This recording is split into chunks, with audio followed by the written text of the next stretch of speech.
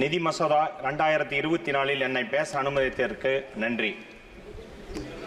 விவசாயியின் மகனாகிய நான் இந்த அவையில் உறுப்பினராக காரணம் என்னுடைய தலைவர் மாண்புமிகு தமிழ்நாடு முதலமைச்சர் அண்ணன் மு.க. ஸ்டாலின் அவர்களுக்கும், இளைஞர் மற்றும் விளையாட்டுத்துறை அமைச்சர் கழக இளைஞரணியின் செயலாளர் அண்ணன் உதயநிதி ஸ்டாலின் அவர்களுக்கும், பகுத்தறிவு பாகலவன் தந்தை பெரியார் பிறந்த மண் ஈரோடு தொகுதி மக்களுக்கும் என்னுடைய நன்றியை தெரிவித்துக் கொள்கிறேன்.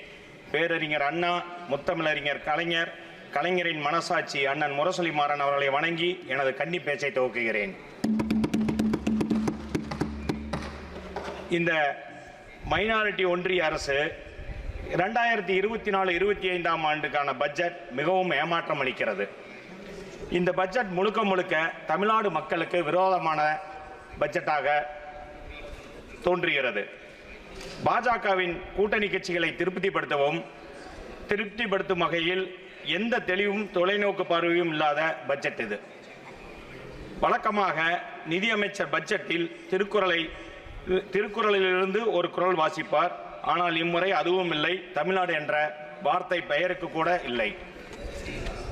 45 ஆண்டுகளில் இல்லாத அளவுக்கு வேலையில்லா திண்டாட்டத்தை இந்தியா சந்தித்து வருகிறது. கடவுளின் குழந்தை என்று தன்னை கூறிக்கொள்ளும் பிரதமர் 45 ஆண்டுகளில் இந்தியாவின் மிக மோசமான வேலையின்மை தன்மையை உருவாக்கியுள்ளார். 10 ஆண்டுகளுக்கு முன்பு திரு மோடி அவர்கள் பல தேர்தல் வாக்குறுதியை அளித்தார். மேக் இன் இந்தியா அல்லது அம்ருத் காலின் பொற்காலம் போன்றவற்றிற்கான எந்த அறிகுறியும் இல்லை. கருப்பு பணத்தை ஒவ்வொரு இந்தியன் வங்கியிலும் 15 லட்சம் ரூபாய் டெபாசிட் செய்யப்படும் என்று வாக்குறுதி அளித்திருந்தார். ஆனால் சுவிஸ் வங்கியில் இந்தியாவின் டெபாசிட் தொகை அதிகரித்து தான் உள்ளது என்று தரவுகள் கூறுகின்றன.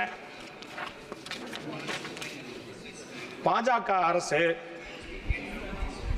பல லட்சம் கோடியை தள்ளுபடி கார்ப்பரேட் நிறுவனங்களுக்கு செய்துள்ளது. ஆனால் விவசாயிகளின் விவசாய கடன்களையோ மாணவர்களின் கல்வி கடன்களையோ இதுவரை ரத்து செய்வதற்கான எந்த முயற்சியும் எடுத்ததாக தெரியவில்லை. பல விவசாயிகள் கடந்த ஆண்டில் மட்டும் விவசாயிகளின் வருமானத்தை இரட்டிப்பாக்குவோம் என்று கூறி 2016 பிரதமர் அறிவித்தார். பல விவசாயிகள் இறந்ததுதான் இந்த அரசின் சாதனை. விவசாய உற்பத்தி பொருளுக்கு உரிய விலை நிர்ணயம் இதுவரை மத்திய ஒன்றிய அரசு இதுவரை எந்த ஒரு நடவடிக்கையும் விலை நிர்ணயத்துக்காக எடுத்ததாக தெரியவில்லை. சர்வசிக்ஷா அபியானுக்கு வழக்கம் போல் ஒன்றிய அரசு நிதி வழங்கவில்லை. NEP தேசிய கல்விக் கொள்கையை அமல்படுத்தினால் மட்டுமே நிதியை வெளியிடுவோம் என்று ஒன்றிய அரசு பிடிவாதமாக மிரட்டுகிறது. GST ஏற்கனவே மாநிலங்களில் வரிவிரிப்பு அதிகாரங்களை பறித்துவிட்டது. தமிழ்நாட்டு மக்கள் செலுத்தும் GST தொகை இந்தியா முழுவதும் பயன்படுத்தப்படுகிறது. தமிழ்நாட்டுக்கு GST தொகை சுமார் 100 ரூபாய் நாங்கள் செலுத்தினால் நீங்கள் திருப்பி கொடுப்பது 29 ரூபாய் மட்டுமே திருப்பி வழங்கப்படுகிறது. மீதி தொகை அனைத்து மாநிலங்களுக்கும் பகிர்ந்து வழங்கப்படுகிறது. ஆனால் அந்த தொகையை முழுவதும் எங்களுக்கு கொடுத்தாலே நாங்கள் சிறப்பான ஒரு ஆட்சியை இன்னும் வெளிப்படுத்த முடியும். கடந்த 3 ஆண்டுகளாக சென்னை மெட்ரோ ரயில் கட்டடம் நமது சகோதரர் அருண் நேரு அவர்கள் கூறியது போல அமித்ஷா அவர்கள் வந்து திறப்புலா செய்தார். ஆனால் இதுவரை அதை நீங்கள் கண்டுகொள்ளவே இல்லை. புதுசாக எந்த ஒரு மெட்ரோ ரயிலுக்கான எந்த திட்டமும் அறிவிப்பும் இதுவரை நீங்கள் தமிழ்நாட்டுக்கு அறிவிக்கப்படவே இல்லை. தமிழ்நாட்டின் மாண்புமிகு முதலமைச்சர் மு.க. ஸ்டாலின் அவர்கள் தலைமையில் நடைபெறும் சிறப்பான ஆட்சியில் கடும் நிதி நெருக்கடியிலும் இன்று ஆட்சி அமைத்து 3 ஆண்டுகளில் கொரோனா நிவாரணமாக 2 கோடி குடும்பங்களுக்கு ரூபாய் 4000 வீதம் சுமார் 8000 கோடி ரூபாய் வழங்கினார். மகளிர் உரிமை தொகை மாதம் ஒவ்வொரு குடும்பத்திற்கும் 1000 ரூபாய் வழங்கி கொண்டிருக்கிறார். மகளிருக்கான கட்டணமில்லா பேருந்து சுமார் 500 கோடி பேர் பயணம் செய்யும் அளவுக்கு இன்று தமிழ்நாட்டில் மகளிருக்கான கட்டணமில்லா பேருந்து வசதி செய்து கொடுத்திருக்கிறார். மாணவர்களுக்கு காலை சிற்றுண்டி சுமார் 20 லட்சம் பேருக்கு மேல் இன்று வழங்கி கொண்டிருக்கிறார். நான் முதல்வன் திட்டம், தமிழ் புதல்வன் திட்டம், அடுத்ததாக கலைஞரின் கனவு இல்லம். தற்போது தமிழ்நாட்டில் ஒவ்வொரு குடும்பத்திற்கும் ஏழை குடும்பங்களுக்கு சுமார் 3,10,000 மதிப்புள்ள கலைஞரின் கனவு இல்லம் வழங்கப்பட்டு உள்ளது. ஆட்சி பொறுப்பேற்று முதல் அறிவிப்பாக பல்நோக்கு மருத்துவமனை நமது தமிழ்நாட்டில் சென்னையில் அறிமுகப்படுத்தப்பட்டு ஓராண்டுக்குள் சுமார் 250 கோடி மதிப்பீட்டில் கட்டி முடிக்கப்பட்டது. ஆனால் இதுவரை 10 ஆண்டு காலமாக நீங்கள் எய்ம்ஸ் மருத்துவமனை பல மாநிலங்களுக்கு முன்னுரிமை கொடுத்து செய்தீர்கள். தமிழ்நாட்டில் அந்த ஒற்றை செங்கலை வைத்து எங்களை ஒற்றை செங்கல் மட்டும்தான் அங்கு இருக்குது, தவிர அங்கு எந்த ஒரு நடவடிக்கையும் இதுவரை நீங்கள் எடுக்கவில்லை மதுரையில். அதே மாதிரி வெளிநாட்டில் இன்று பல தொழில் முதலீடுகளை ஈர்த்து மாண்புமிகு தமிழ்நாடு முதலமைச்சர் அவர்கள் சுமார் 7 லட்சம் கோடி ரூபாய் வெளிநாட்டில் அந்நிய முதலீடை ஈர்த்து இன்று மிக சிறப்பாக ஒரு நிதி நெருக்கடியிலும் மிக சிறப்பாக ஆட்சி செய்து வருகிறார். தமிழ்நாடு மிகப்பெரிய வெள்ள பாதிப்பு ஏற்பட்ட போது நீங்கள் பாஜக அரசு எந்த ஒரு உதவியும் செய்யாத நிலையில் நம் தமிழ்நாடு முதலமைச்சர் அண்ணன் மு க ஸ்டாலின் அவர்கள் ஒவ்வொரு குடும்பத்திற்கும் சென்னை மற்றும் தூத்துக்குடி பகுதி, திருநெல்வேலி பகுதிக்கு 6000 ரூபாய் ஒவ்வொரு குடும்பத்திற்கும் உதவித்தொகை அளித்தார். அதே போல மாண்புமிகு முத்தமிழறிஞர் கலைஞர் அவர்கள் ஆட்சி காலத்தில் அறிவிக்கப்பட்ட விவசாயிகளுக்கான இலவச மின்சாரம் பல பொருளாதார நெருக்கடியிலும் சுமார் 35 ஆண்டு காலமாக விவசாயிகளுக்கு இலவச மின்சாரம் வழங்கப்பட்டு வருகிறது இன்று வரை. அதைத் தொடர்ந்து மாண்புமிகு தமிழ்நாடு முதலமைச்சர் அண்ணன் மு க ஸ்டாலின் அவர்கள் இன்று இந்த ஆண்டு மட்டும் 2 லட்சம் விவசாயிகளுக்கு இலவச மின்சாரம் கடும் நிதி நெருக்கடியில் வழங்கியுள்ளார். அதே போல ஒன்றிய அரசு விவசாயிகளுக்கு 5% இருந்த நிதி ஒதுக்கீடு இருந்ததை இன்று 2.75% குறைத்துள்ளது. விவசாயத்தை முடக்கும் நோக்கத்துடன் இது செயல்பட்டு கொண்டிருக்கிறது. தமிழக மக்களின் மனதிற்கேற்ப மிகச் சிறப்பாக தனக்கு வாக்களித்தவர்கள், தனக்கு வாக்களிக்காதவர்கள் என்று பாகுபாடு இல்லாமல் தமிழ்நாட்டில் மக்களாட்சியை நடத்தி கொண்டிருக்கிறார் மாண்புமிகு தமிழ்நாடு முதலமைச்சர் அண்ணன் மு க ஸ்டாலின் அவர்கள். ஆனால் நீங்கள் மக்கள் விரோத ஆட்சியை நடத்தி வருகிறீர்கள். ஒன்றிய பாஜக அரசு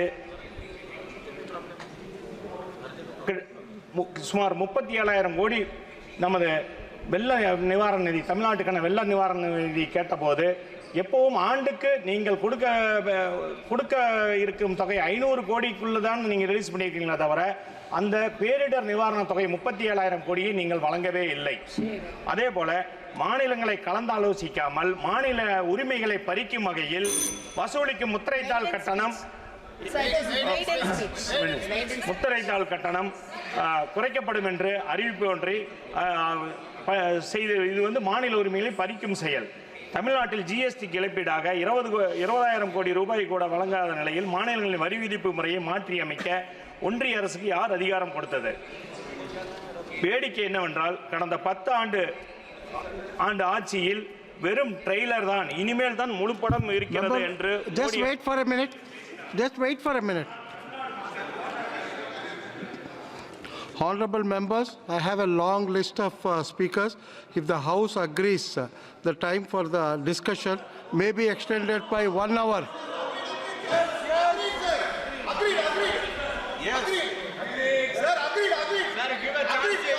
அதனால் தமிழ்நாட்டு மக்கள் has been given. தமிழ்நாடு மக்கள் பாஜகவிற்கு ஒரு இடத்தில் கூட வெற்றி தரவில்லை, படுதோல்வியை அளித்தனர். எதிர்க்கட்சிகளை அழிக்க நினைக்காதீர்கள். தமிழ்நாட்டில் ஒரு பழமொழி உண்டு, எதிரிகள் இல்லாத ஊரில் வாழக்கூடாது என்று. எதிரிகள் இல்லாத ஊரில் வாழலாம், ஆனால் வளர முடியாது. அதேதான் இந்த நாட்டினுடைய வளர்ச்சிக்கு எதிர்க்கட்சிகளுக்கு முழு அங்கீகாரம் நீங்கள் வழங்க வேண்டும். இது தமிழ்நாட்டின் ஒரு முன்னோர்களின் பழமொழி. அதே போல ஈரோடு, என்னுடைய நாடாளுமன்ற தொகுதியான ஈரோடு நாடாளுமன்ற தொகுதிக்கு எந்த திட்டங்களையும் அறிவிக்காததற்கு வருத்தத்தையும் கண்டனத்தையும் ஈரோடு நாடாளுமன்ற தொகுதி சார்பாக நான் தெரிவித்துக் கொள்கிறேன். நாடும் நமதே 40 நமதே என்ற எங்கள் தலைவர் மாண்புமிகு முதலமைச்சர் முத்துவேல் கருணாநிதி ஸ்டாலின் அவர்களின் திராவிட மாடல் ஆட்சிக்கு 40 இடங்களில் மகத்தான வெற்றியை தமிழ்நாடு மக்கள் தந்தார்கள். இந்த ஒன்றிய அரசு மாநிலங்களில் சமமாக நடத்தவில்லை. ஆனால் எங்கள் திராவிட மாடல் அரசு எப்பொழுதும் எல்லோருக்கும் எல்லாம் என்று அனைவருக்கும் சமமாக திட்டங்களை வகுத்து கொடுத்து வருகிறது. இறுதியாக ஒன்றை இந்த அரசுக்கு சொல்லுகிறேன். பாராளுமன்றத்தில் சமர்ப்பிக்கப்பட்ட பட்ஜெட் 2024 உங்கள் அரசாங்கத்தை காப்பாற்றக்கூடும், ஆனால் நாட்டை காப்பாற்றாது. அரசாங்கத்தை அதன் போக்கில் நடத்த விடுங்கள். தேர்தலில் உங்களை தோற்கடித்தவர்களை பழிவாங்கும் எண்ணத்தில் இருக்காதீர்கள் என்ற எங்கள் தமிழ்நாட்டு முதலமைச்சர் மாண்புமிகு மு க ஸ்டாலின் அவர்களின் எச்சரிக்கையை இந்த அரசுக்கு நினைவுபடுத்தி எனது உரையை முடிக்கிறேன். இந்திய கூட்டணியில் உங்களை எதிர்த்து இந்திய கூட்டணியின் 2வது சுதந்திர போர் தொடங்கும். எங்கள் தமிழ்நாடு உங்களுக்கு எதிராக உயர்த்தப்பட்ட ஒற்றை செங்கோலை கொண்டாடுகிறது. நீங்களோ செங்கோலை வைத்துக் கொண்டு கொடுங்கோலாட்சி செய்து வருகிறீர்கள். நன்றி, வணக்கம். வாழ்க தமிழ், வளர்க தமிழ்நாடு.